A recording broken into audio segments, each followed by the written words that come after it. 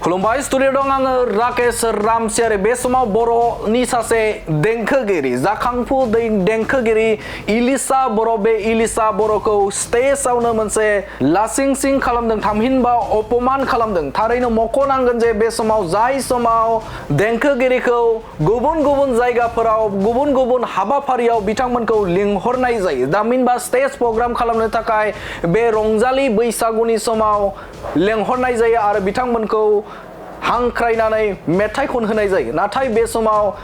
इलिसा बर' बे इलिसा बर'आ बङाइगावनि जे बैथामारि आन्चलिक रंजालि बैसागु फालिथाय बे फालिथायाव बाहागो लानानै सासे देंखोगिरिखौ बानजाय आफादा लाजि फोनांदों बानजाय आफादा लाजि फोनांनाय जाथायखौ लानानै बे समाव नोंथांमोननो आबुं बाथ्राखौ लाबोनो थाखाय नाजादों बे समाव देंखोगिरि इलिसा बर' हारिनि सासे मुंदांखा देंखोगिरि इलिसा बर' बे इलिसा बर' बिथाङा जे बङाइगावनि जे दक्षिण बैथामारि जे आन्चलिक बिहु सन्मिलन थामहिनबा रंजालि बैसागु फालिथाय हाबाफारि बे हाबाफारियाव बिथांखौ लेंहरनाय जादोंमोन बे लेंहरनायाव बिथाङा बे जायगायाव बाहागो लाहैदोंमोन आरो बाहागो लानायनि जेब्ला स्टेजआव गाखोदोंमोन बे स्टेजआव गाखोनाय लोगो लोगोनो जे गले गले जे ऑडियंस थामहिनबा नायगिरि बिथांमोना गले गले बिथांखौ खावलायदोंमोन हांख्रायदोंमोन बा थाबैनो मेथाइ खननांगौ आरो गुबुन समाव जे जाखिनि मेथाइ बे मेथाइखौ खननांगौ होननानै दाबि खालामदोंमोन आरो बे बाथ्राखौ लानानैनो इलिसा बर'आ बाथ्रा बुंदोंमोन गिबियावनो बिथां बुंनाय बाथ्राखौ खोनासंग्रो बेनि उनाव आबुं बाथ्राखौ नोंथांमोननि गेजेराव फोरमायगोन লাহে লাহে গাই আছো নহয় উঠিছোহে মঞ্চত অকণমান আমি ধৈৰ্যশীল হ'ব লাগিব আমি মানুহে হয় আপোনালোকে জন্তু নেকি জন্তুটো নহয় মানুহ হয় তো অকণমান ধৈৰ্য ধৰিব লাগিব মই উঠিছোহে মঞ্চত তো ইমান হাল্লা নকৰিব কাৰণ গীত গাবলৈ আহিছোঁ আমাৰ যদি মাইণ্ডটো ঠাণ্ডা হৈ নাথাকে তো আমাৰ গীতবিলাক ভাল নহ'ব হয়নে নাই ৰাইজ হয়নে নাই আমাৰ মাইণ্ডটো ভাল হ'ব লাগিব তেতিয়াহে গীত ভাল হ'ব बे समाव इलिसा बर' बे इलिसा बर'आ मेथाइ खनजेननायनि उनावनो जे गले गले खावलायदोंमोन जे अडियन्सआ मोनसे थासारि सोमजिहोदोंमोन जे मोनफानि उनाव मोनफा मेथाइखौ थाबैनो खननांगौ होननानै मोनसे बाथ्रा बुंदोंमोन आरो बे बाथ्राखौ लानानैनो बिथां इलिसा बर'आ मोनसे बिदिन्थि होदोंमोन जे नोंथांमोना लासै आं मेथाइखौ खनलांबाय थागोन जे जों गासैबो सुबुंसो जों रावबो जुनार नङा नोंथांमोनाबो जुनार नङा नोंथांमोनाबो बे समाव सुबुंसो होननानै बिथाङा बिदिन्थि होदोंमोन बाथ्रा बुंदोंमोन नाथाय बै समाव बे बाथ्राखौ लानानैनो बिथां इलिसा बर'खौ बे समाव उल्थायै बाथ्रा बुंनायखौ नुनो मोनदों जे इलिसा बर' बिथाङा जे रायजो राजाफोरखौ बा अडियन्सफोरखौ जुनार होनानै बाथ्रा बुंदों होननानै निमाहा बिदों बानजाय आफादाबो बे जाथायखौ लानानै निमाहा बिदों नाथाय इलिसा बर' बुंनाय बाथ्राखौ फिन आरोबाव नोंथांमोननि गेजेराव होदों जे इलिसा बर' बिथाङा बुंथिदोंमोन जे बिथाङा बिदिन्थि होदोंमोन जे बिदिन्थि होनाय जादोंमोन जे बे समाव नोंथांमोनाबो सुबुं जोंबो सुबुं गासिबो सुबुंसो जों जुनार नङा होननानै बिदिन्थि होदोंमोन लासै मेथाइफोरखौ आङो खनलांबाय थागोन जोङो जन्थु नङा बा जुनार नङा होननानै बाथ्रा बुंदों नाथाय बिथाङा बुङाखै जे बे समाव नोंथांमोना जुनारसो होननानै बिथाङा रुजुआखैमोन आरो जाय बाथ्राखौ लानानैनो बे समाव बानजाय आफादा निमाहा बिहोदों इलिसा बर' बिथांखौ आरो बेनि अनगायैबो बे समाव इलिसा बर'खौ खाथियाव लानानैनो फैबाय थानाय समाव इलिसा बर'खौ जे बे समाव दक्षिण बैथामारि आन्चलिक रंजालि बैसागु फालिथायाव लेंहरनाय जानाय नंला होननानै बाथ्रा बुंदों बानजाय आफादा সমিতিৰ পৰাই আমি ইমান যে বৃহত্তৰ ৰাইজৰ ওচৰত যিহেতু আমাৰ অনুষ্ঠান আগন্তুক দিনত চলাব লাগিব গতিকে আপোনালোকৰ ওচৰত আমি ক্ষমা কৰিছোঁ হ'ব নাই গতিকে আৰু আপোনালোকৰ ঘোষণা কৰা হওক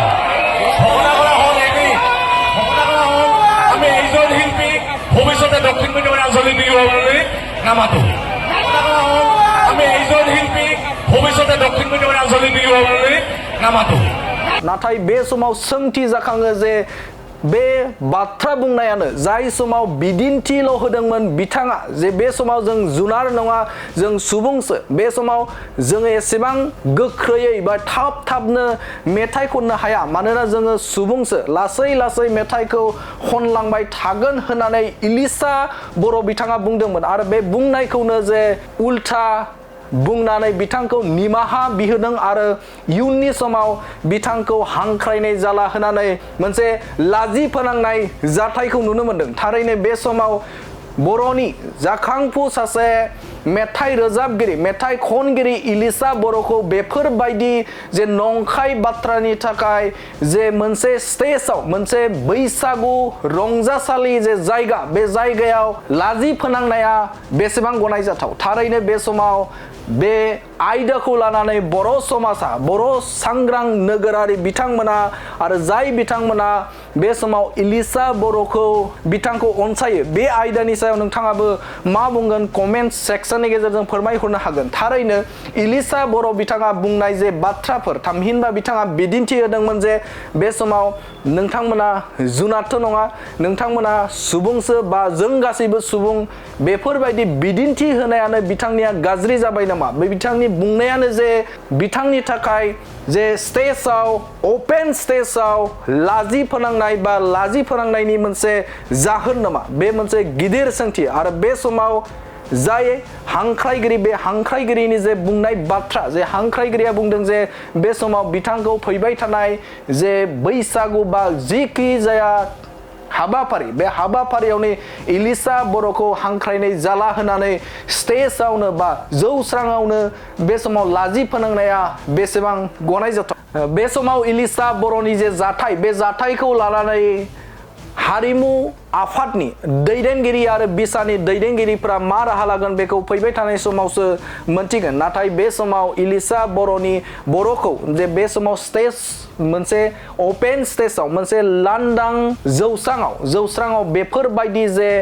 बाथ्राजों थामहिनबा बे समाव लाजि फोनांनाया बर' माहारिनि थाखाय आरो सासे देंखोगिरिखौ लाजि फोनांनाया बेसेबां गनायजाथाव नोंथांमोनाबो फोरमायहरनो हागोन অকণমান ধৈৰ্য ধৰা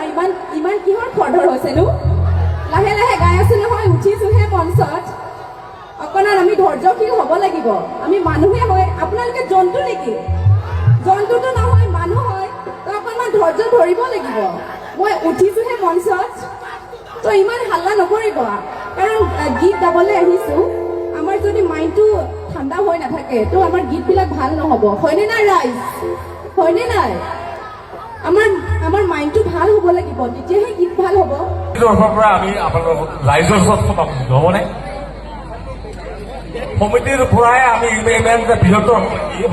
বৃহৎ ৰাইজৰ ওচৰত যিহেতু আমাৰ অনুষ্ঠান আগন্তুক দিনত চলাব লাগিব গতিকে আপোনালোকৰ ওচৰত আমি ক্ষমা খুজিছো হ'বনে গতিকে আৰু আপোনালোকৰ ঘোষণা কৰা হওক আমি এইজন শিল্পী ভৱিষ্যতে দক্ষিণ মিডিয়ামৰ আঞ্চলিক বিহু বুলি নামাতো আমি এইজন শিল্পী ভৱিষ্যতে দক্ষিণ মিডিয়ামৰ আঞ্চলিক বিহু বুলি নামাতো অকণমান ধৈৰ্য ধৰা ইমান কিহৰ খৰধৰ হৈছেনো লাহে লাহে গাই আছো নহয় উঠিছোহে মঞ্চত অকণমান আমি ধৈৰ্যশীল হ'ব লাগিব আমি মানুহে হয় আপোনালোকে জন্তু নেকি জন্তুটো নহয় মানুহ হয় তো অকণমান ধৈৰ্য ধৰিব লাগিব মই উঠিছোহে মঞ্চত তো ইমান হাল্লা নকৰিব কাৰণ গীত গাবলৈ আহিছো আমাৰ যদি মাইণ্ডটো ঠাণ্ডা হৈ নাথাকে তো আমাৰ গীতবিলাক ভাল নহ'ব হয়নে নাই ৰাইজ হয়নে নাই আমাৰ মাইণ্ডটো ভাল হ'ব লাগিব তেতিয়াহে গীত ভাল হ'ব পৰা আমি আপোনালোক ৰাইজৰ ওচৰত ক্ষমা খুজিছো হ'বনে সমিতিৰ পৰাই আমি ইমান যে বৃহত্তৰ বৃহৎ ৰাইজৰ ওচৰত যিহেতু আমাৰ অনুষ্ঠান আগন্তুক দিনত চলাব লাগিব গতিকে আপোনালোকৰ ওচৰত আমি ক্ষমা খুজিছো হ'বনে গতিকে আৰু আপোনালোকৰ ঘোষণা কৰা হওক আমি এইজন শিল্পী ভৱিষ্যতে দক্ষিণ মিডিয়ামৰ আঞ্চলিক বিহু বুলি নামাতো আমি এইজন শিল্পী ভৱিষ্যতে দক্ষিণ মিডিয়ামৰ আঞ্চলিক বিহু বুলি নামাতো অকণমান ধৈৰ্য ধৰা ইমান কিহৰ খৰধৰ হৈছেনো লাহে লাহে গাই আছো নহয় উঠিছোহে মঞ্চত অকণমান আমি ধৈৰ্যশীল হ'ব লাগিব আমি মানুহে হয় আপোনালোকে জন্তু নেকি জন্তুটো নহয় মানুহ হয় তো অকণমান ধৈৰ্য ধৰিব লাগিব মই উঠিছোহে মঞ্চত তো ইমান হাল্লা নকৰিব কাৰণ গীত গাবলৈ আহিছোঁ আমাৰ যদি মাইণ্ডটো ঠাণ্ডা হৈ নাথাকে তো আমাৰ গীতবিলাক ভাল নহ'ব হয়নে নাই ৰাইজ হয়নে নাই আমাৰ মাইণ্ডটো ভাল হ'ব লাগিব তেতিয়াহে গীত ভাল হ'ব আমি আপোনালোকক ৰাইজৰ ওচৰত ক্ষমা খুজিছোঁ হ'বনে সমিতিৰ পৰাই আমি ইমান যে বৃহত্তৰ সমিতি ৰাইজৰ ওচৰত যিহেতু আমাৰ অনুষ্ঠান আগন্তুক দিনত চলাব লাগিব গতিকে আপোনালোকৰ ওচৰত আমি ক্ষমা খুজিছোঁ হ'বনে গতিকে আৰু আপোনালোকৰ ঘোষণা কৰা হওক আমি এইজন শিল্পীক ভৱিষ্যতে দক্ষিণ মধ্যমীয়া আঞ্চলিক বিহুলৈ নামাতো আমি এইজন শিল্পীক ভৱিষ্যতে দক্ষিণ মধ্যমীয়া আঞ্চলিক বিহুলৈ নামাতো অকণমান ধৈৰ্য ধৰা ইমান কিহৰ খৰধৰ হৈছেনো লাহে লাহে গাই আছো নহয় উঠিছোহে মঞ্চত অকণমান আমি ধৈৰ্যশীল হ'ব লাগিব আমি মানুহে হয় আপোনালোকে জন্তু নেকি জন্তুটো নহয় মানুহ হয় তো অকণমান ধৈৰ্য ধৰিব লাগিব মই উঠিছোহে মঞ্চত তো ইমান হাল্লা নকৰিব কাৰণ গীত গাবলৈ আহিছোঁ আমাৰ যদি মাইণ্ডটো ঠাণ্ডা হৈ নাথাকে তো আমাৰ গীতবিলাক ভাল নহ'ব হয়নে নাই ৰাইজ হয়নে নাই আমাৰ মাইণ্ডটো ভাল হ'ব লাগিব তেতিয়াহে গীত ভাল হ'ব আমি আপোনালোকক ৰাইজৰ ওচৰত ক্ষমা খুজিছোঁ হ'বনে সমিতিৰ পৰাই আমি ইমান যে বৃহত্তৰ সমিতি ৰাইজৰ ওচৰত যিহেতু আমাৰ অনুষ্ঠান আগন্তুক দিনত চলাব লাগিব গতিকে আপোনালোকৰ ওচৰত আমি ক্ষমা খুজিছোঁ হ'বনে গতিকে আৰু আপোনালোকৰ ঘোষণা কৰা হওক আমি এইজন শিল্পীক ভৱিষ্যতে দক্ষিণ মধ্যমীয়া আঞ্চলিক বিহুলৈ নামাতো আমি এইজন শিল্পীক ভৱিষ্যতে দক্ষিণ মধ্যমীয়া আঞ্চলিক বিহুলৈ नामातो मोनसे गोजोनथाव खौरां दतमा इउएन एकाडेमि फरायसालिया लानानै फैदों मोनसे गोजोनथाव खौरां नंगौ दतमा इउएन एकाडेमि फरायसालिया लानानै फैदों बेसेन नाङै मुं थिसननाय दतमा इउएन एकाडेमि फरायसालिया 2025-26 सोलोंथाइ बोसोरनि थाखाय केजि 1 निफ्राय थाखो 8 सिमनि थाखाय बेसेन नाङै मुं थिसननाय होगासिनो दं आरो बिथराय आरो फाइलिनि थाखाय फर्म बिलाइनाय आरो मुं थिसननायाबो सोलिगासिनो दं आरो दतमा इउएन एकाडेमि फरायसालियाव हौवासा आरो हिनजावसाफोरनि थाखाय हस्टेलनि खाबुबो दं बिनिखायनो नोंथाङाबो नोंथांनि गथ'खौ दतमा इउएन एकाडेमि फरायसालियाव बेसेन होआजासे मुं थिसननो सानदोंब्ला आरो हस्टेलाव दोननानै फोरोंनो सानदोंब्ला थाबैनो मुं थिसननो हागोन आरो नोंथाङा आबुङै मिथिनो थाखाय नैबे 7002660387 जानबुं नम्बराव कल खालामना खौरां लाहरनो हागोन